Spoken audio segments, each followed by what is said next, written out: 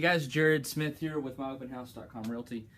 Today we're going to be talking about how to assemble a yard sign. Now you're only going to need a few materials. Number one being you have to have your yard sign. And number two, you need a post. Now I do recommend going to Home Depot.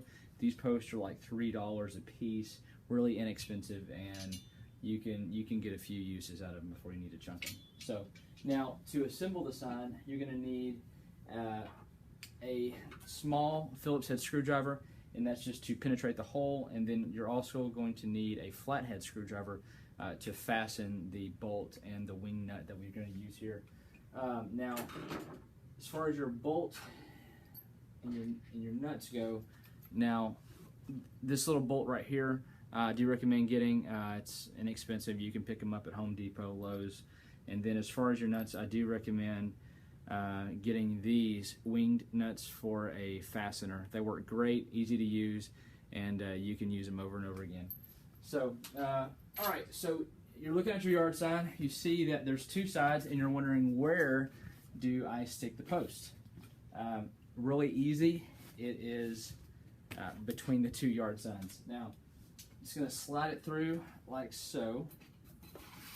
All right, and if you notice, you have individual holes, and this is another reason why I do recommend these yard signs, these actual posts, is that you have individual holes throughout. And I mean, if you had to, you could put more than two. I think it's a little unnecessary, but in the case of you accidentally tore the sign and you don't have another one to reuse at that moment, you can take another one and stick it through. So what I'm going to do here is I'm going to slide it all the way through, and again, my hole at the top, you can kind of gauge just by looking down to see where you need to put the Phillips head screwdriver and poke it through. So, like so, just line it up, and easy as that. Now you're going to do the same thing to the bottom. The tricky part is really lining up the sign to make it even, because when you insert it in the ground, you don't want to have a crooked yard sign. So with this in particular sign right here, and we will be coming out with some new ones here in the next couple months, it is easiest to line it up between the E and the P on MyOpenHouse.com, and at the very top between financing and available. That seems to be the easiest for me. So I'm going to apply through here.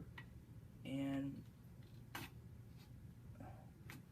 all right, okay, come through here, and the next part is to insert the bolt, which we'll do here. Coming through, and sometimes it is a little tricky, but once you do it a few times, you will. Let me try it the other way. There we go. Once you do it a few times, you'll end up getting the hang of it. All right, poke it through like that, and then take your winged nut, and pretty easy to fit on there. And what I don't have with me today are washers. Now, I would recommend that placing behind, or actually in front of, the winged nut here, that you would put a washer there. It does fasten it a little better. Is it completely necessary?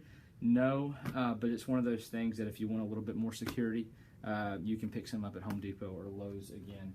You'll do the exact same thing. Now with your Phillips head screwdriver, if you notice on these bolts, there's a flat head at the other side. So what you can do here is you take your Phillips head screwdriver and then just fasten it just a few turns, and you'll be good to go.